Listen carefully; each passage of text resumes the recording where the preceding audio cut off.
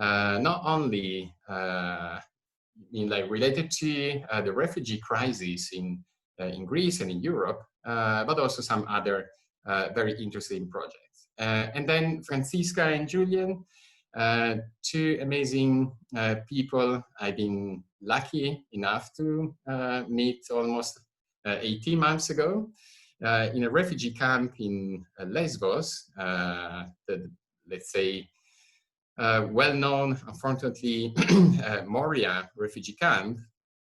And since then, we basically became friends, and they are now in quarantine in Lesbos in these days, and they are for most of the time based there and are reporting what's going on the Greek islands, especially about, particularly about the refugee crisis. And so this topic is very complex.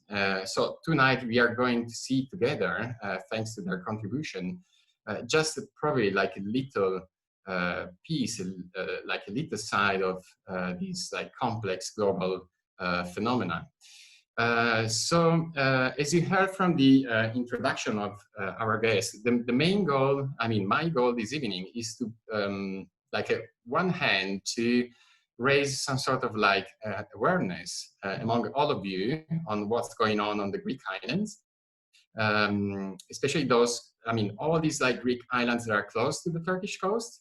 And so that I've seen over the last few years, people fleeing the countries due to many reasons, and ended up in refugee in camps in these islands.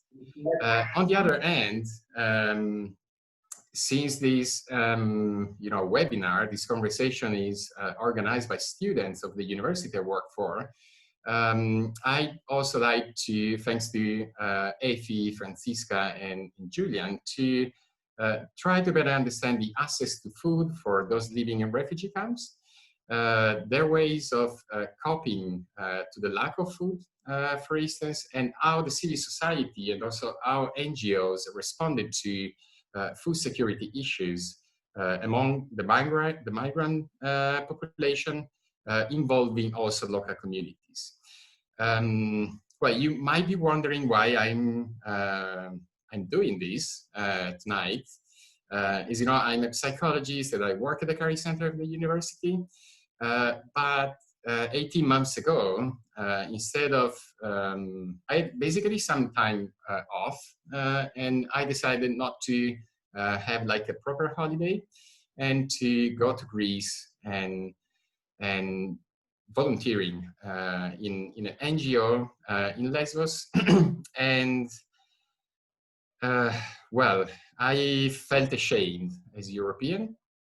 I must say this. And because I didn't know basically anything about what was happening there. And after this first experience and after a second time in Lesbos, I decided that I couldn't come back to my normal life without not doing anything, basically. So I'm really happy tonight to have Effie, Francisca, and Julian, and also all of you to try to explore a bit more this topic. I just want to give you a few information. We talk about Lesbos. Lesbos is a beautiful island, pretty close to Turkey. And together with some other islands, 4 or 5 other islands, it became basically famous because in 2015, many people from Syria landed basically in Lesbos, looking for a safe place. So after that period, a lot of things basically have changed. And now in Lesbos, there are basically a couple of refugee camps. One is run by the government, the other one is run by the municipality of Lesbos. And basically, there are more or less 20,000 people stuck in these two camps. For most of them, basically, I mean, it took 1 year or 2 years in order to like have the first interview, and in order to see if they can get like papers to move on and being transferred to the mainland and continue the journey in order to find like a better life in general. So for the students of this university, the university is located in this very tiny village that is called Pollenzo. It's basically, I mean, basically 6,000 people living here, 600 people living here. And so you students should imagine 20,000 people living in a place, in a camp that basically is like Pollenzo. So put 20,000 people in a place that is big like Pollenzo, and then you can imagine how the living conditions are, and how this situation is really hard in the daily life from like many points of view. In terms of access to food, basically people can somehow get food through the distribution in the camp. So that means that basically the government distribute food in the camp, or they can try and cook something by buying raw materials and raw ingredients in the tents or outside the tents, and building ovens and so on. Or there are some NGOs that are running like specific projects and helping people to access to the daily food. Regarding the food distributed in the camp, again, imagine 20,000 people, imagine very long, queuing of people every day. Basically, if you want to have breakfast, you have to wake up at 4:35 in the morning, and then lining, and then you get probably your food at 7:30 in the morning, and the same at lunchtime and the same at dinner time. So that means that in total, if you depend only on the food distributed in the camp, you spend almost all your day lining. And then I'm gonna ask maybe Francisca later to say something about this. Then people again can prepare the meals. They can buy food at supermarkets or local shops, or inside the camp. Also, there are some, let's say, like shops where you can buy food and you can try and cook your meal, and so on. And then, as I told you before, some NGOs are working on basically try to, let's say, help these people to access to like better meal and better food every day. And especially in this moment, due to the pandemic, most of these NGOs are not operating anymore because like social distancing, all these measures. And so in this very moment, people in the camp can only rely on the food distributed in the camp, on the food that they cook from themselves. Last year, Francisca and Giulia came to the university for the Migranti Film Festival. That is a film festival the university organizes every year, not this year, unfortunately, due to the COVID-19 pandemic. And they, like in the previous months, they explored basically this topic inside the camp by interviewing people and by like trying to understand what basically were their ways to cope with this situation, and how food was important to them in order also to have some sort of like dignity back. Giulia made some beautiful pictures and Francisca also like work on interviewing people. And since last year, many things basically changed. I remember I was there last August, and in the camp there were almost 7,000 people, and now there are 20,000. So you can imagine how the situation changed in just like 10 months. Well, I'd like to,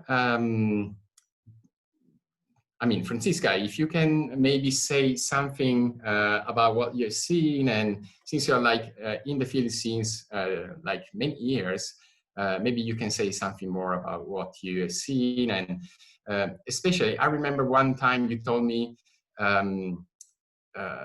food in the camp is also a way to control people. And that really was really got like really impressed in my mind. And so, well, I just give you the floor to say something more about this. Thank you very much. I hope you can hear us well. So yeah, I mean, as journalists, we are daily discussing and being here on the ground now. I'm on and off the island since 2016, but living here since 2018. And being here, and processing a lot what's going through the media, refugees and asylum seekers are mostly either victimized, so portrayed as victims, or criminalized, yeah? So that it's their fault that they're coming towards Europe in a way. So food was, for us, I think, one of the issues where we could actually portray what the people really are. They are survivors every day. You can't lean back just 2 minutes in that camp, because you can basically not survive in it. You won't get medication, you won't get food, you won't get water, you won't get shelter. You can never relax. It's a place of constant re-traumatization. It's a place where nothing is given to you. So food, of course, and as Paolo also said, it's one tool around the world to control people, to make people dependent, to keep them busy. And this has also been the case in a place like Moria, which is only designed for 2,840 people, but is now holding 20,000. At the moment, it's 17,000 actually. It's 17,800 people, because the numbers are slowly decreasing. But it's still a huge mess, and as you said, like a huge shame, that a place that shouldn't exist basically. But people who arrive here, they have to exist in it, and food plays a big role in it. So for us, it was interesting to ask what people carried with them during the journey, because taste is one of the memories, I think, especially, I don't know how you feel, but for me, I always remember tastes from my childhood. It's something that is very close to our memory of smelling. And so it's also a tool to get your dignity back in a way, yeah, by saying, well, I don't want to be controlled, or I use it also as a matter of self-determination. So a lot of people in the camp started building bread ovens, started building little cookers that weren't given there. So it was really a place where you could see how people are surviving day by day. And this is where we started our projects. And Julian was taking pictures of the different tools people had, of how little you actually need in order to make bread. We learned a lot in that time, and that's kind of the a general view now. But I mean, if there's more specific questions or something, I'm definitely missing a lot. But this has been the focus point of our research, saying, how do you live in a place that won't let you arrive? How do you continue surviving in a place that don't actually want to let you survive? So food was plays a big role in that. Thanks, Francisca. And well, could you maybe please say something more about how the food distribution in the camp works? I mean, I just said that people are lining since like very early in the morning to get food, and I heard that basically over the last few months, since the number of people inside the camp grew up compared to the last year, what is happening that you might not be able actually to get food, even if you line, because the food finished at one point. Is that true? I mean, is it something that has been like reported, or people are like going through even in these times? Yeah, the main problem is that with more people arriving, the capacities were never stepped up. So you have the same facilities in place than when you were there, let's say 1.5 years ago when we met, and you said it was 7,000 people, and we were already talking about the food line, and the food line hasn't changed since, and people have to queue in that kind of in a kind of a cage also, which makes it, of course, highly like traumatizing for people who had to be in prisons before, or who are traumatized because of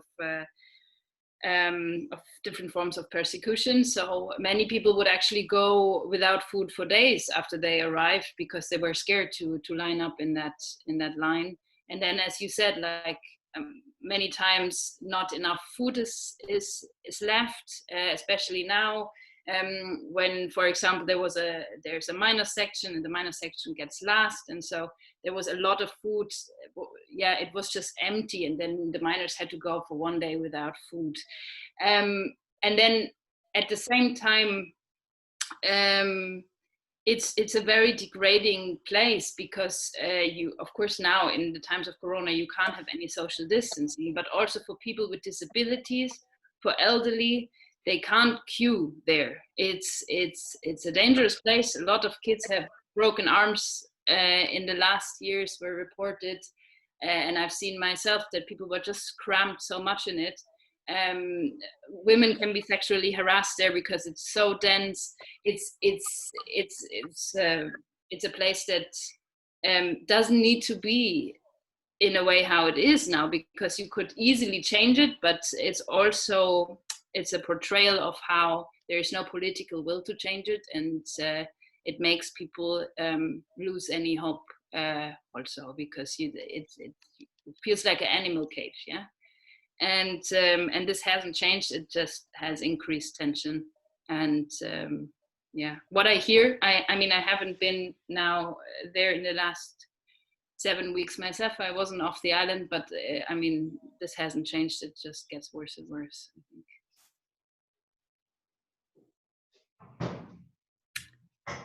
So yeah, what people do, of course, they are inventive. So you try to get ways around it. Yeah, even with the little money you get a month, people take care of each other. People support other families.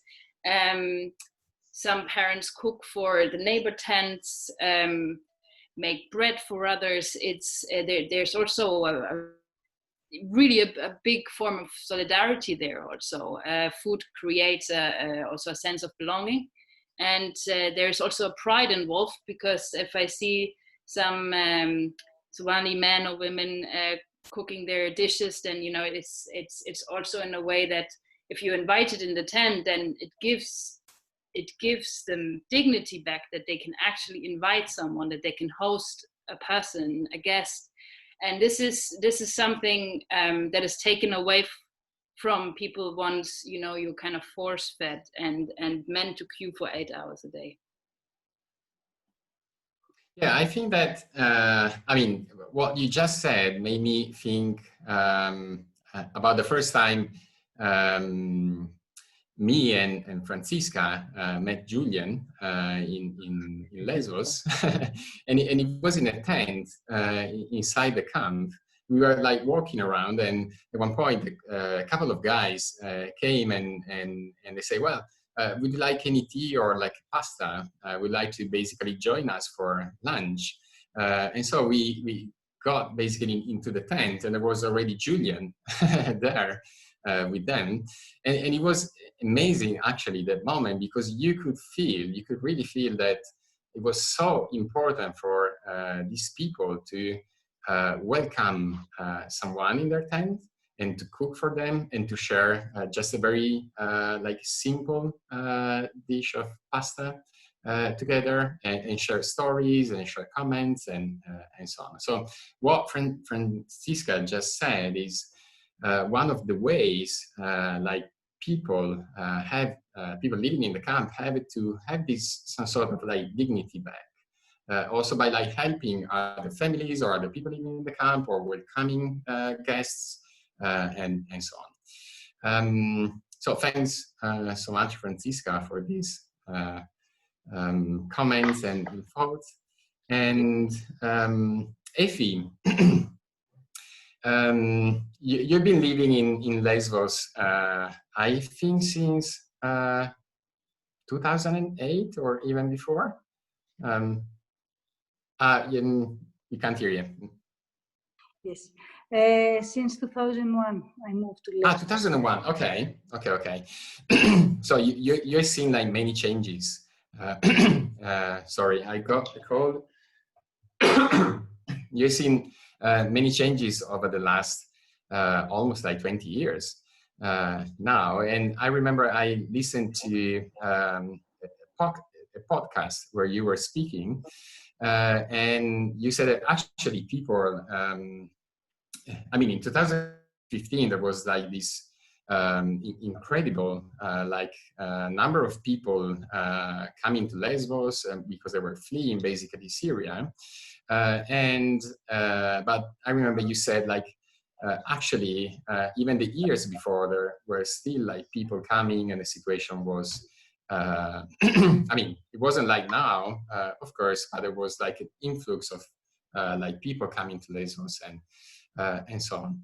And I'm curious to know, and maybe you can say something if you want about this, how the local community and the NGOs try basically to respond to the people's needs in terms of food.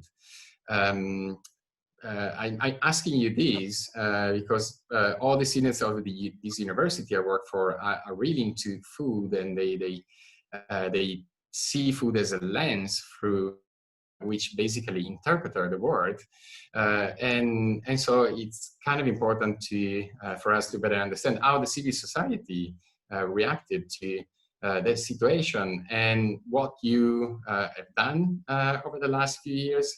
And at one point, I would also like you to speak about Naan, this amazing restaurant. I've been lucky enough to have like very beautiful dinner and lunches in. So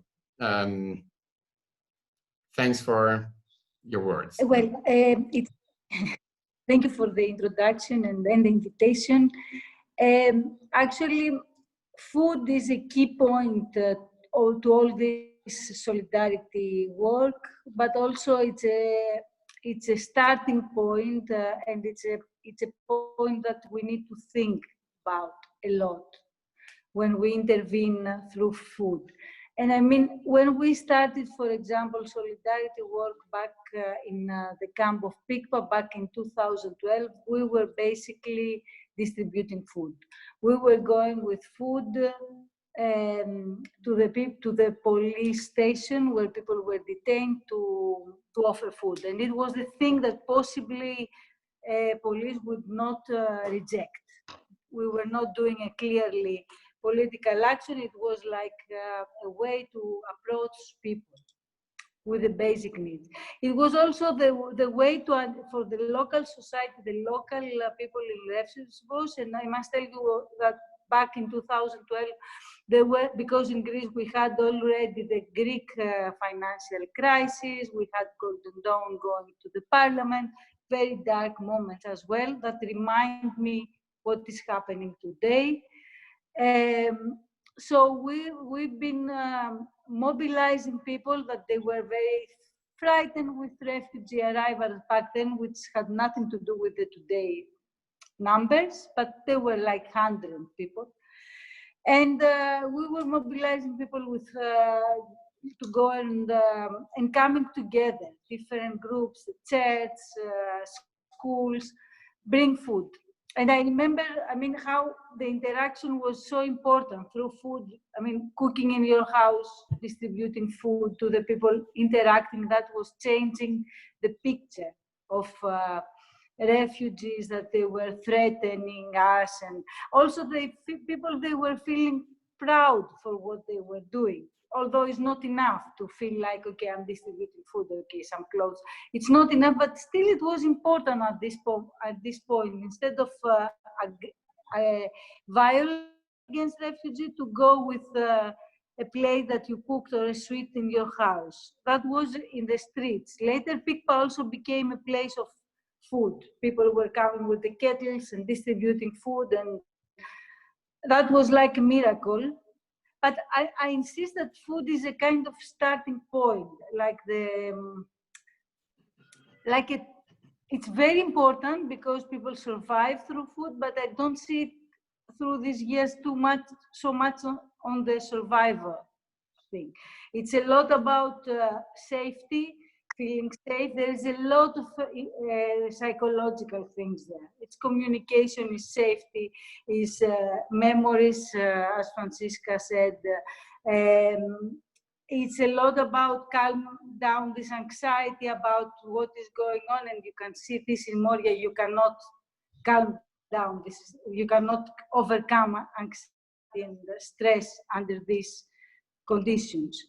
Is also this insecurity. Is many things, and that is a point that you can see that it's also a way to relate between us, to celebrate. To share culture. I mean, we start with food. I mean, in Pikpa, we go to dance, to singing. There are many things.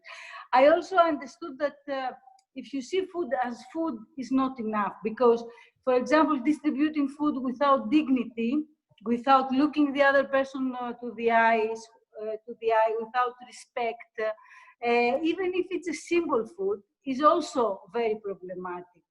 The fact that people are waiting in these cages, to the picture of Moria waiting in a cage to get food from morning, not knowing when you will get this food, not having any control of this line, of this food that you get. It's undignified, is also traumatizing people, but also taking all their power. They feel powerless, and this is also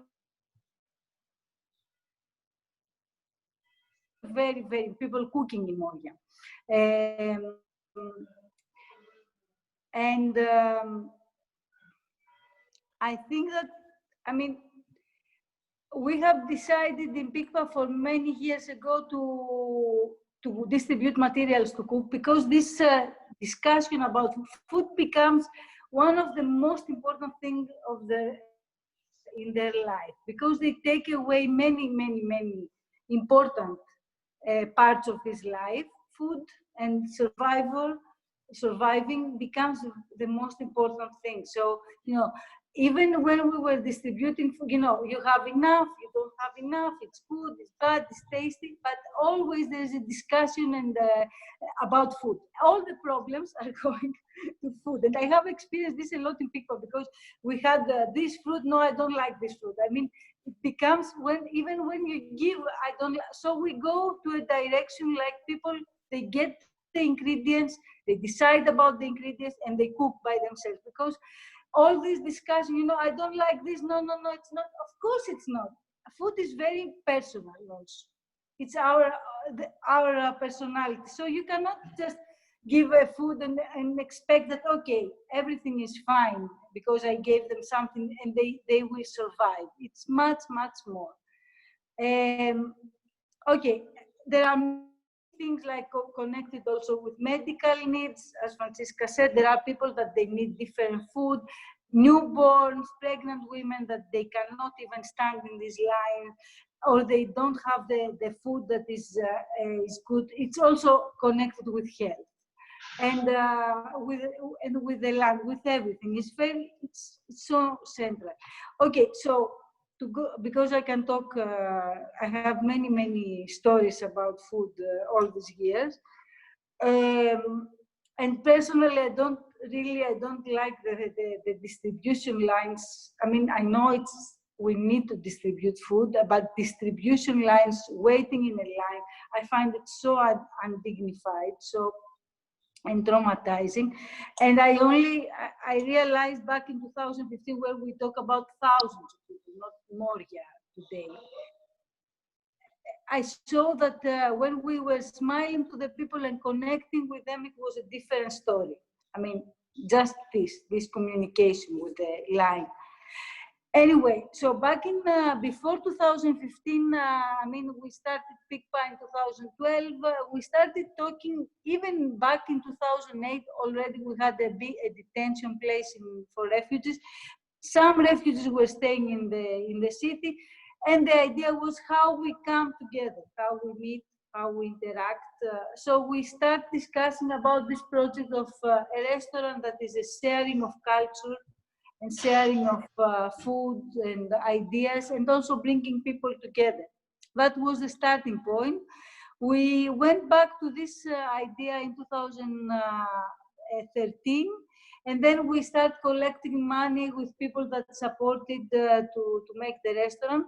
When we opened, it took us many years to renovate. It's also a business, and we are not in the business thing so much. We are in the social. So we had to find the money to renovate the building, to get through all the bureaucracy, to make a team, all this. And the idea was to have refugees and locals working together. So, and the food also to be, an interaction of the different cultures. Greek, Mediterranean food, and food from different countries of origin of the people that are in Lesbos now. For me, none is like a dream. It's a very difficult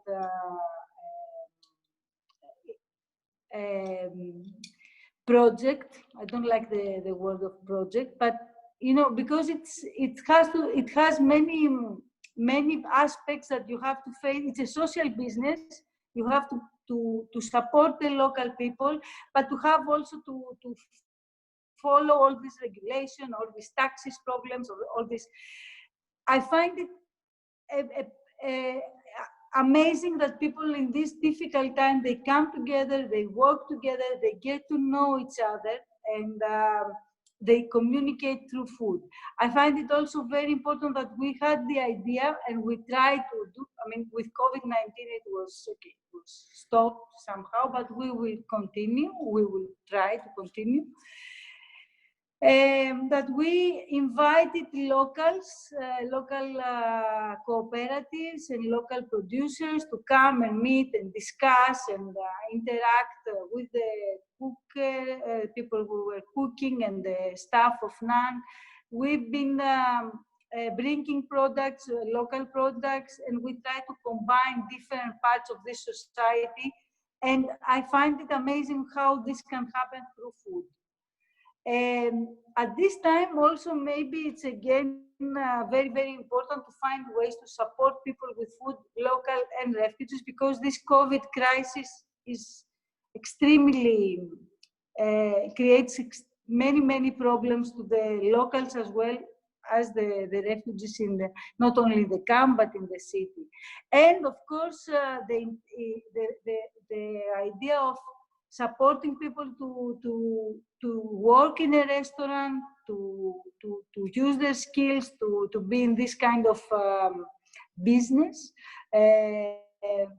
gives them access to the labor right, which is very, very important. And it's even more important now because people are getting out, people that get the asylum, they are taken out of any apartment or shelter or support from the government without any preparation. And I think that the idea of none and many none or many that kind of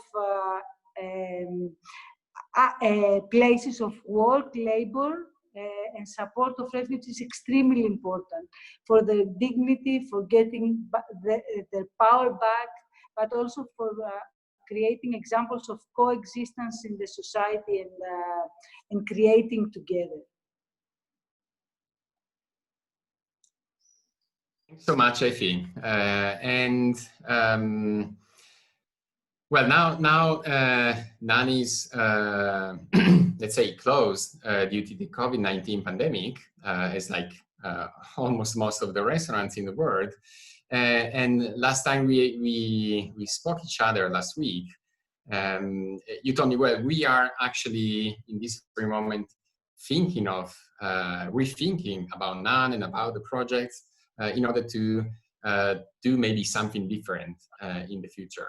I really, I mean, every time I listen to you speaking about like all the projects that you are running and all the activities on the island, I realize how much important it is to involve the local community. And of course, like food is a way to like put together in a context like the one in Lesbos, local communities and let's say people on the move, refugees or asylum seekers, because it's, I wouldn't say it's like an easy way to put together people, but at the same time, it's also like a response to like very hard times the island is facing now, not only due to the pandemic, but also to the, let's say, this growth of, let's say, fightings and you know, like rhetoric about like migrants, you know, as enemies, and so we've been seeing, unfortunately, over the last few weeks, over the last few months in the islands, since February, like many like people fighting and attacking refugees and also aid workers or NGO volunteers and so on. So what's next? I mean, Nani is a beautiful place. I mean, it's like right in the center of this of Mytilene. There is the main city on the island. The food is amazing, and like in the kitchen. And if I'm saying something wrong, please correct me, Effie. In the kitchen, most of basically the people that are working in the kitchen are refugees or asylum seekers. So as Effie just said, it's also a way to have access to a job and to better understand how, or the fact that you have the right to work and that you can empower yourself and that you can get like the right information on the labor rights and so on. So what's next, Effie? I mean, what are you thinking to do? I remember you told me last weekend, well, we need some ideas. And this one also, one of the reasons why I asked you if you could join this event tonight, because there are like many students that might be somehow like interested in giving ideas or sending you some proposals or whatever. Yes, that would be great. Look, there are several things that are problematic at the moment. One thing is that the pandemic, before the pandemic, was fascist and attacks and violence on the island. There were like a state authorities, they were very aggressive publicly, and they kind of legitimized the violence against refugees. So that made things difficult for all of us, and of course for a restaurant of solidarity and you know, supporting refugees as none. This created a lot of fear to the people working there. They tried to keep balances. Not all the people are refugees. refugees. We try to have half-half for many reasons. For reasons of working together, but also for facing unemployment in both sides, because there are Greek people also that they are unemployed. So now that we are planning to open up none again when this crisis will be, the measures, restrictive measures will give us the opportunity, because next week I think we can start, beginning of June next week, it's not clear, but we can, next week we can start, but outside, which means that we don't have a lot of space. You know that in None we have few tables outside, and we don't want to fill the street with tables in order to make. But so I think that for None to survive is very, very important to focus on the social aspect, to provide support, work opportunities and training to people, to connect more with the local products and food culture of the local, using local products, and be more creative and interactive with the local society, but in a way that will protect also this whole idea, because there is a lot of aggressivity and violence at this point, and negative reactions against anything connected to refugees or solidarity. We don't have we are trying to explore how are we going to make it possible to survive. Because we believe in this, and now, as I told you, it's even more important to create possibilities and opportunities for people to work, to have access to some training, to have access to some future, to make stronger statements about solidarity and how important it is to work together and overcome crisis together, which is what we believe.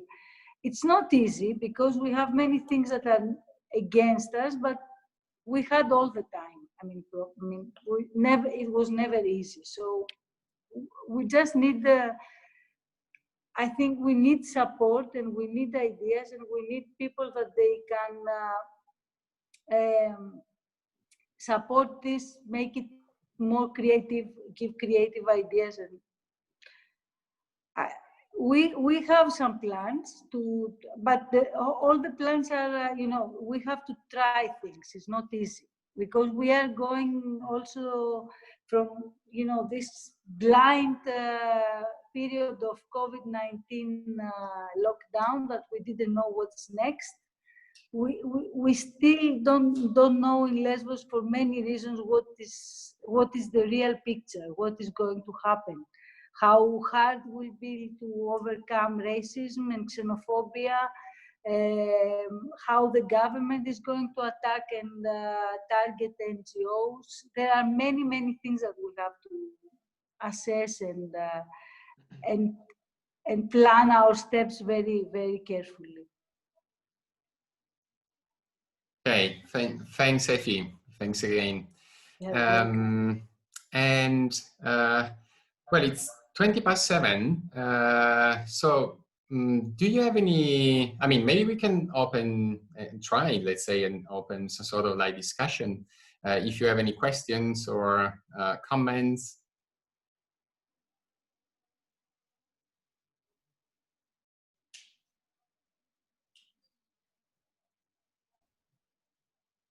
Well, I would like to start.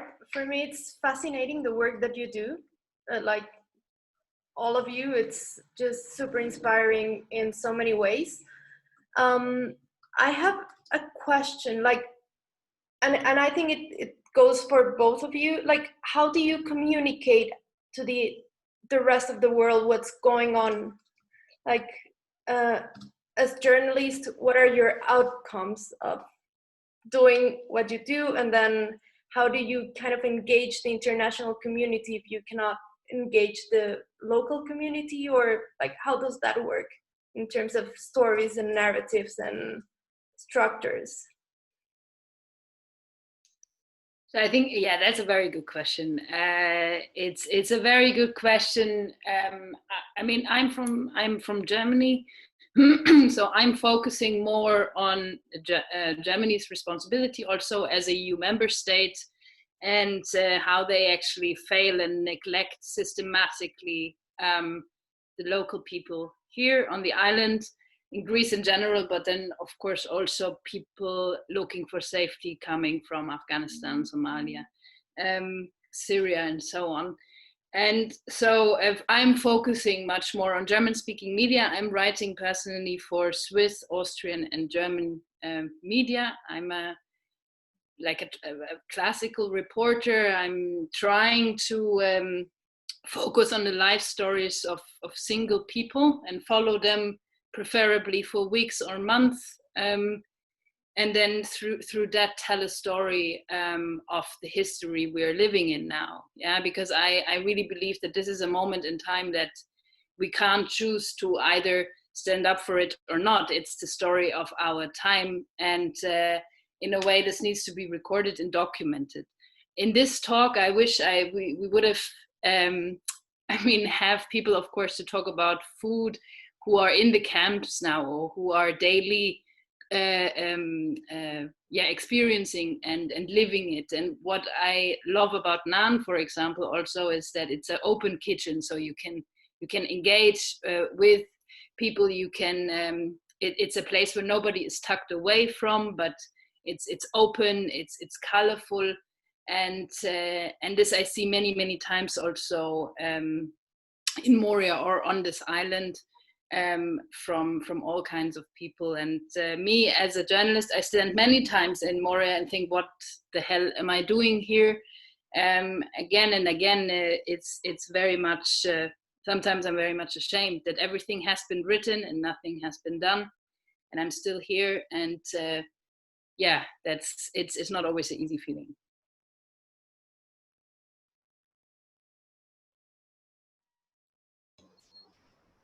I wanted to ask a question, if possible, from probably to you, as you are following the lives of different people, from their perception. What are the way forward? The possible, I mean, if somebody managed to get out from there, and what are the legal possible way forward, and how they connect with their hopes? Do you mean me now? Yeah. Yeah. Okay. So as I understand the question correctly, it's on how people imagine or have a perspective forward in order to move from the.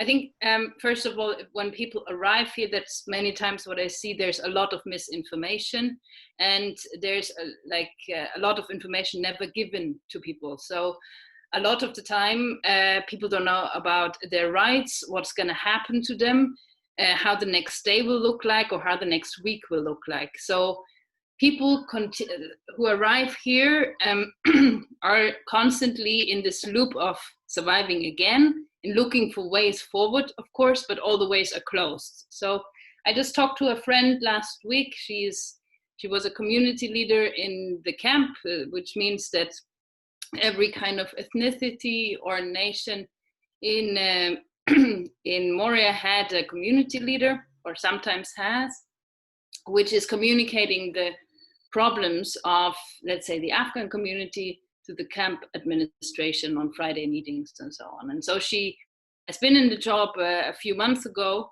It's all voluntarily, and she says that her phone is still ringing every day for 12 hours. She's now living in Mytilene because people just don't know what's happening to them. They don't know when their asylum procedures are going to be picked up again, because at the moment everything is in still stand, nothing is moving, and so it's highly difficult, in a moment when actually we in Europe are canceling the right of asylum for a month in March. It was just like, suddenly In Greece, it was the first time that you couldn't apply for any asylum claims anymore. And people are left stranded now on beaches. People are completely, most of the time, of course, there's a lot of legal and medical workers and social workers still working day and night, actually burning out through that in the last years, trying to fill in these gaps that are never being filled by the governments and the European actors.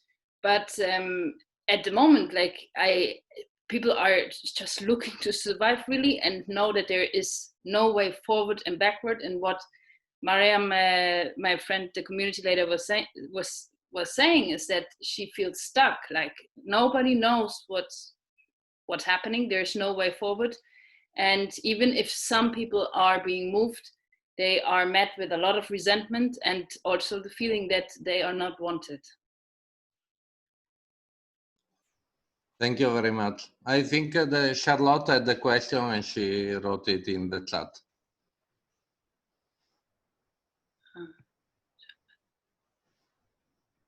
Okay, so the question is, I'm wondering how much you are in contact and exchange with similar initiatives in Greece or other countries.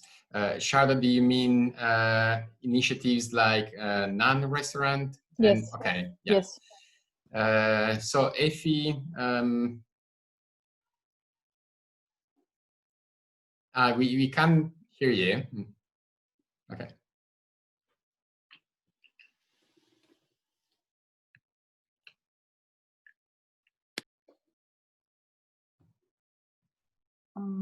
Okay. Sorry. Yes, we've been connected with several initiatives in Greece. There are not so many, but there are social restaurants, and we are also connected with places that they are doing similar work with refugees or, I don't like the word integration, but, empowerment, access to labor and things like that. Actually, the difficult part, we are operating in a very difficult environment. The 4 of us that we are running the restaurant, and now soon we will be 3, because some people are really tired. We are volunteering involved, so it's very, very difficult to be there and do. So it's a very hard work to do. The connection, the networking for the restaurant, so it's a lot about our things that we want to do, and we connect and we talk, but to do it in a way more sustainable and go deeper and create networks and interaction, it needs also capacity that sometimes we don't have. We are also in a survival mode. That's why I'm always also thinking about asking for support on this.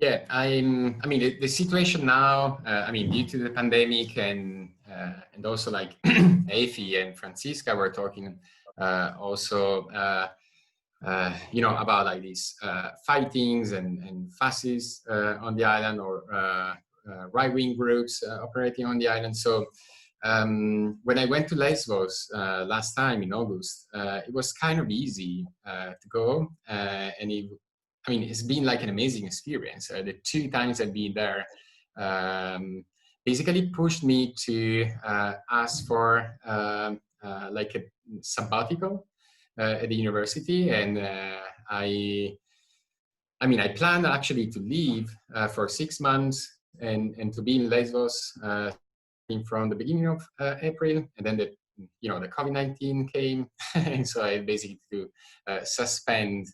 But I'm looking forward to going there as soon as I can.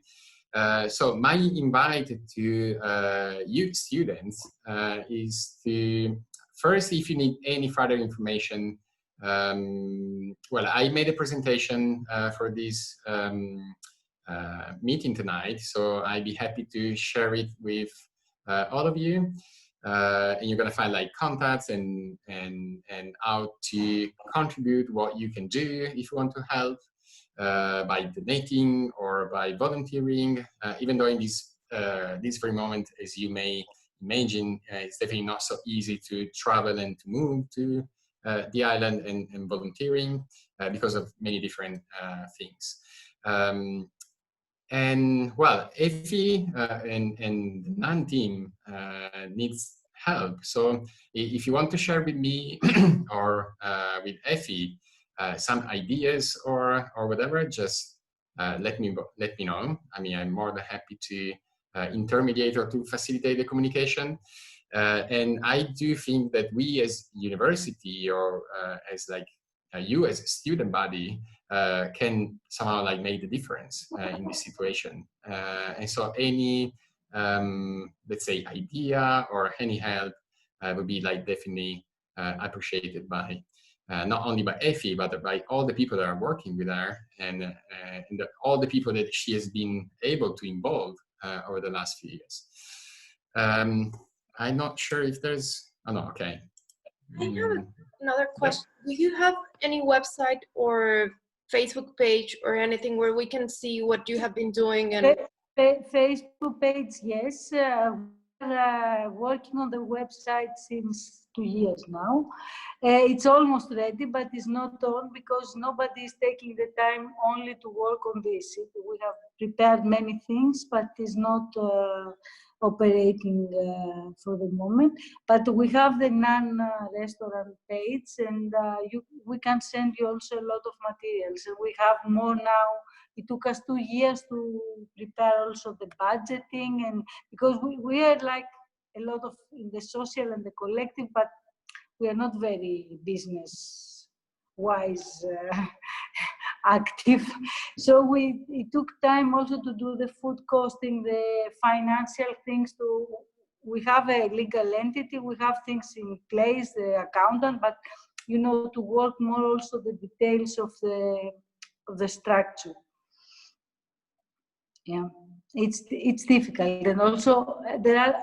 Maybe we talk. If you need information, I can send you. But you know, also the insecurity that Francisca and Mariam is sharing is also affecting a lot the refugees, because we have been preparing people to work, and then suddenly something changes and they have to leave, or they are not well psychologically because of all these situations. So it's a lot of.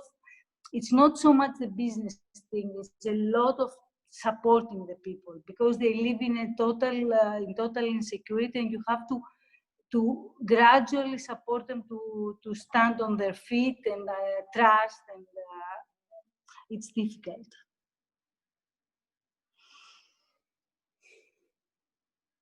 Thank you very, very much, all of you. And for the sharing of content, we would kindly ask all of you participants in here to write your email addresses in the chat, because we don't have a complete email list of all of you who are here today. So if you want to receive like the slides from Paolo or maybe the Facebook page from Effie or something, then please write your email address so that we can reach you without spamming the whole community.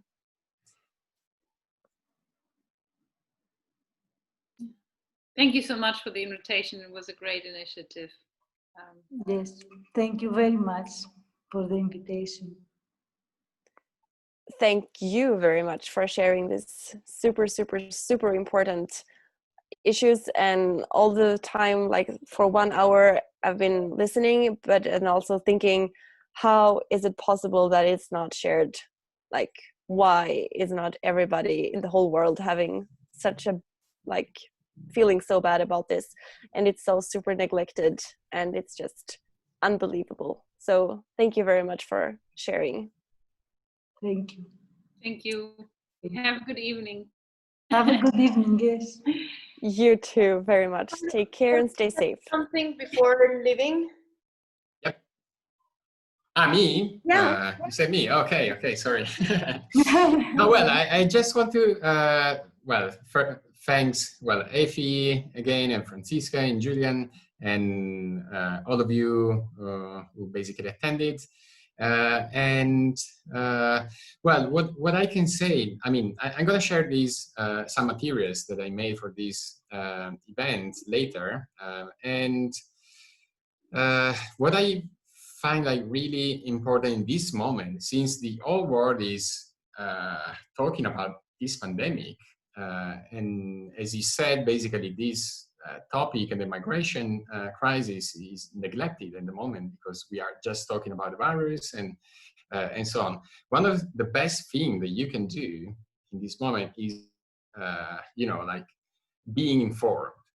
So I'm going to share with you some sources of information. Of course, Francisca and Julia, if I can share your Twitter or your Facebook so that you can read and you can see what's going on almost live. And this is really important. As I told you at the very beginning, the first time I went to Lesbos, I almost didn't know anything about the situation there. And I told you I felt ashamed. And so the first thing that you can do is try to be informed in this moment. And then if you have time, well, of course, if you have money to donate to NGOs or like, well, let's say NGOs or charities that are working on the island, that's definitely helpful, especially in this moment due to the pandemic. Many NGOs basically stopped working. And the other thing is, when it will be possible again, if you want to spend some time volunteering, I think it's plenty actually of places where you can also apply as students what you're learning in this university, and maybe you can bring some fresh ideas and contribute the way. So I'd be really happy to, let's say, intermediate about this or to collect you know, information needs and so on. So please just let me know. Francisca, you wanted to add something? One thing to add, because for me, Lesbos really is representative of many places in Europe. It's a representation of what's happening next door where I grow up. It's the question why so many people don't care about this place. For me, is also answered in the sense of why, and I'm from a rich place in Germany, south, a lot of the people in Bavaria don't even have a sense of what's happening down road in a house for people with disabilities or in any kind of living circumstances that are just happening 5 miles down the road. So I think, yeah, it's definitely important to be aware of the situation, how it is here, but just for me, it would be something to add that this is kind of representative on how there's many blind spots like this in Europe, and that we can actually engage in our own neighborhoods and local communities very well also to improve and make people seen that are unseen. Yeah, can I just say, Ventimiglia, probably in Liguria, looks like one of these hot spots. Another is Dover, between Calais and Dover, if that is what you're referring. I was speaking for the student here in Piedmont, but Paolo maybe knows more about it. At the border between Italy and France in Liguria is one of these places where migrants accumulate there because they cannot cross the border. And then all dynamics of various types that include people bringing food, but also include violence and sexual exploitation occurs in these places.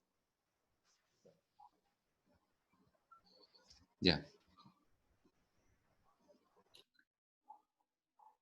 Okay, thanks Gabriele for this. And if you don't have any further questions, I think we can say goodbye and enjoy your event. And thanks for coming again. Thanks for attending this event. Thanks Arlette and Ida for organizing it. And well, that's it. Thank you. Thank you. Bye, guys. Everyone. Thank you so much, everybody. Bye. Thank you. Bye. Take care.